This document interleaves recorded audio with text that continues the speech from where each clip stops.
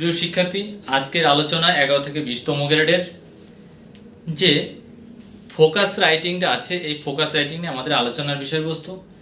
এটা হচ্ছে সাম্প্রতিক যে টপিকসগুলো আছে, এটা বাংলা এবং ইংলিশ দুইটা ভার্সনে লিখতে হবে।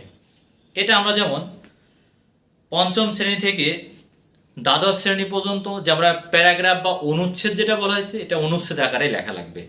কিন্তু কথা হচ্ছে বাংলা অনুচ্ছেদ যেহেতু মাতৃভাষা বাংলা, সেহেতু খুব দ্রুতই এটাকে আয়ত্ত করা যাবে, কিন্তু ইংলিশ ফোকাস রাইটিং আমরা লিখতে গেলে লিখতে পারি না। এর কারণ হচ্ছে এই ভাষার সাথে আমরা সম্পৃক্ত না।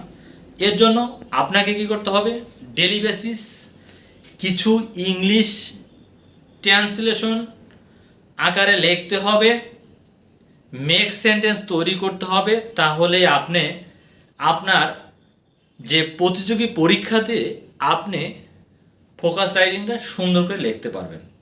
যেমন বর্তমানে আপনার একটা সাম্প্রতিক টপিকস হচ্ছে যে ক্রাইসিস অফ ফাইন্যান্সের যে ব্যাপারটা আছে আমাদের বাংলাদেশের, যে কতটুকু ঘাটতি আছে সেই সম্পর্কে লিখুন।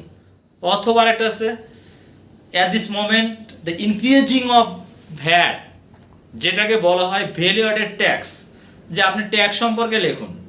সেটা হয়তো 10 লাইনে হইতে পারে। সেটা গবেষণা করে এটা অথেন্টিক জিনিস খাতায় আপনাকে লিপিবদ্ধ করতে হবে। এর জন্য প্রতিদিন আপনি একটু একটু করে মেকিং সেন্টেন্স তৈরি করুন এবং পরীক্ষার খাতায় সুন্দর একটা প্রেজেন্টেশন দিন। ধন্যবাদ। আজকের ভিডিও এ পর্যন্তই। আগামী ভিডিও দেখার জন্য বিশেষভাবে অনুরোধ করছি। ধন্যবাদ সবাইকে।